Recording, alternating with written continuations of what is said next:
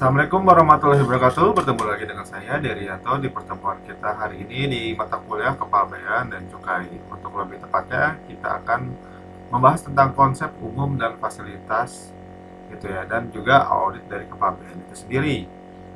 Untuk lebih lengkapnya bisa dilihat di slide berikut. Nah, yang pertama yaitu berupa fasilitas dari kepabeanan, yaitu adalah fasilitas umum, berarti kemudahan ya. Itu juga fasilitas kepabeanan dan bea masuk itu sendiri. Terus juga yang dimaksud dengan fasilitas yang tersedia dalam sistem pabean. Dan juga ada yang dimaksud dengan fasilitas yang tersedia dalam sistem perpajakan. Nah, juga fasilitas yang diberikan berkaitan dengan cara, pandangan, efisiensi, logistik gitu, atau chain of distribution effectivity gitu ya, atau efisiensi gitu. Yang selanjutnya adalah fasilitas pembebasan pajak atau bea masuk atau bea keluar gitu ya. Terus juga fasilitas kepabean berupa fasilitas pajak gitu ya. Dan juga ada fasilitas dari pabean dan juga bea masuk bersifat prosedural gitu ya, berdasarkan dari berkas yang ada seperti itu. Oke, saya lanjut. Nah, selanjutnya adalah fasilitas secara umum, yang berarti kemudahan dari fasilitas pabean dan bea masuk gitu ya, yaitu adalah kemudahan yang tersedia dalam sistem kepabean atau custom system gitu ya, dan kemudahan yang tersedia dari sistem perpajakan itu sendiri, bea masuk maupun bea keluar. Oke, saya lanjut. Nah, yang dimaksud dari fasilitas maksudnya yang tersedia gitu ya dalam sistem pabean itu yaitu fasilitas yang tersedia dalam proses kegiatan memasuki barang-barang dari misalnya dari laut gitu ya, terus atau juga udara dan kegiatan mengeluarkan barang-barang dari kepabean untuk tujuan keluaran pabean di Indonesia seperti itu. Selanjutnya yaitu yang dimaksud dari fasilitas yang tersedia dari sistem perpajakan, yaitu dari bea masuknya atau bea keluarnya berupa fasilitas pembebasan yang diberikan pada subjek atau objek ya pajak dari rangkaian pembayaran bea masuk dan bea keluar.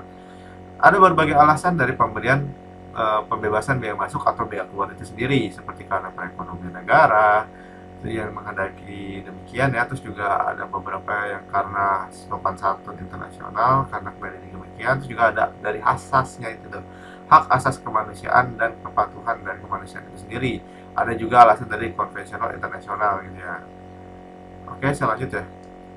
Nah, selanjutnya adalah fasilitas kepabean diberikan berkaitan dengan cara pandang efisiensi logistik atau chain of distribution efisiensi ya, maaf, dengan mengedepankan aspek nilai tambah ekonomis atau kemudahan rantai distribusi barang dan alat angkut dari wilayah negara atau wine territory atau daerah pabean, yang dimana domainnya wilayah itu berupa laut Indonesia gitu ya, teritorinya seperti itu, maupun ada juga berupa maupun internasional gitu, sesuai dengan hak-hak dari negara tersebut, itu berupa pajak-pajak negara gitu ya atas potongannya. Oke, saya lanjut. Nah, selanjutnya adalah fasilitas pembebasan perpajakan berupa bea masuk maupun bea keluar. Maksudnya seperti apa nih? Yaitu diberikan karena berbagai alasan, baik karena alasan subjektif yaitu orang atau badan ya, terus juga maupun objektif berupa barang gitu ya. Terus alasan subjektif pribadi seperti kop diplomatik, terus juga alasan subjektif kelembagaan dan segala macamnya. Ada beberapa lain seperti zona ekonomi eksklusif, juga ada juga uh, global apa ya, the world of global gitu ya, atau ada pembebasan wilayah dan segala macam. Itu adalah salah satu prospek atau prosedural yang ada dalam hal hubungan kepabean bea masuk dan bea keluar seperti itu ya. Oke, saya lanjut ya.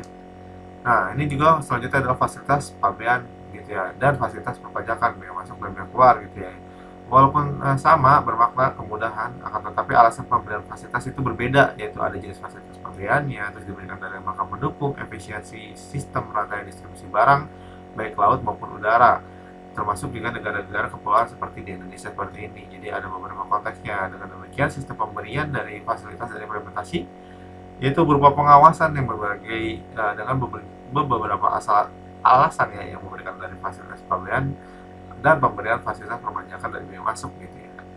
Oke, saya lanjut ya.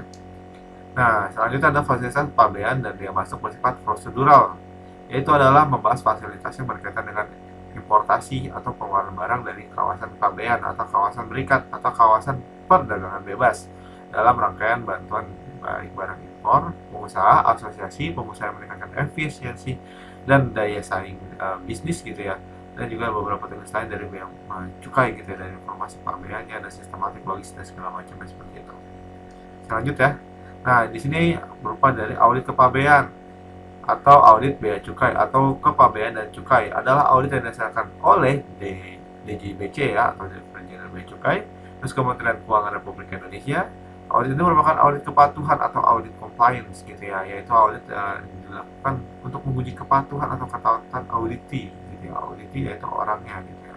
Terus terhadap peraturan perundang-undangan yang berlaku, dalam hal ini peraturan pabean dan cukai seperti itu. Oke, saya lanjut ya. Nah, untuk dasar hukum dan kriteria nih. Dasar hukum pelaksanaan audit bea cukai adalah Undang-Undang Nomor 17 Tahun 2006 gitu ya, tentang perubahan dasar Undang-Undang Nomor 10 Tahun 1995 tentang kepabean dan Undang-Undang Nomor 39 Tahun 2007 tentang perubahan atas Undang-Undang Nomor 11 Tahun 1995 tentang cukai ya. Ya kurang lebih seperti itu. Nah, untuk peraturan yang lebih lengkap bisa dilihat di Peraturan Menteri Keuangan 200 PMK 04 tahun 2011 tentang audit kepabeanan dan cukai. Dasarnya itu menjelaskan tentang audit bea cukai dan buktinya ya, berupa bukti dasar pembukuan atau surat berkaitan dengan kegiatan usaha termasuk data elektronik, surat berkaitan dengan kegiatan kepabean. Terus juga ada tersedia barang dan rangkaian pelaksanaan tentang perundang-undangan di bidang kepabeanan. Seperti itu. Oke, saya lanjut. Nah, di sini ada 3 jenis audit yang dilakukan oleh DJBC ya, yaitu audit umum, audit khusus, dan audit investigasi.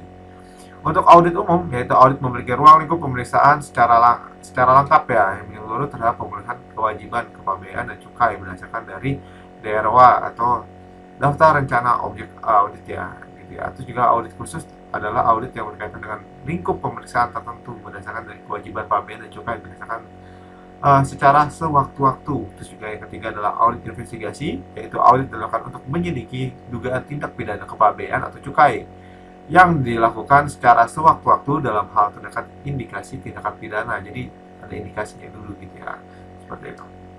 Nah, ini untuk objek audit, yaitu audit bea cukai berdasarkan pemberitahuan kegiatan dan pemberitahuan cukai diajukan penggunaan jasa kepabean cukai gitu ya. Terus penggunaan jasanya berupa importir, eksportir, PPJK, terus pengangkutan, shipping line, dan atau perusahaan penerimaan fasilitas kawasan berikut berupa gudang berkait ya, atau gudang berikat maupun pengusaha tentang penimbunan gitu ya. Untuk pemberitahuan kepabean ini sendiri meliputi pemberitahuan berupa pengangkutan barang, pembelian pabean, ekspor, terus pemberitahuan impor, terus beberapa pemasukan atau pengeluaran di bidang kepabean dan cukai itu sendiri. Oke, saya lanjut ya. Nah, di sini LHA nih atau laporan hasil audit. Yaitu hasil dari audit adalah laporan yang berkaitan dengan LHA itu sendiri secara keseluruhan, yaitu berupa uraian, terus profil auditi dan kesimpulan dan rekomendasi gitu. Nah, untuk audit rekomendasinya itu menetapkan dari tagihan terkait dengan adanya temuan kekurangan pembayaran bea masuk, bea keluar, dan pajak rangka ekspor dan impor, maka akan dilakukan penetapan tagihan bentuk yaitu SPKTNP ya, atau surat penetapan kembali tarif dan nilai pabean gitu ya, atau juga SPP gitu ya, surat penetapan pabean dari beberapa yang dari saatnya itu berupa bukti auditi itu sendiri seperti itu. Saya lanjut. Oke, sekian pertemuan kita hari ini, dan maaf jika ada kesalahan atau perbuatan yang tidak berkenan. Kurang lebihnya mohon maaf. Wabillahi taufiq wal hidayah. Wassalamualaikum warahmatullahi wabarakatuh.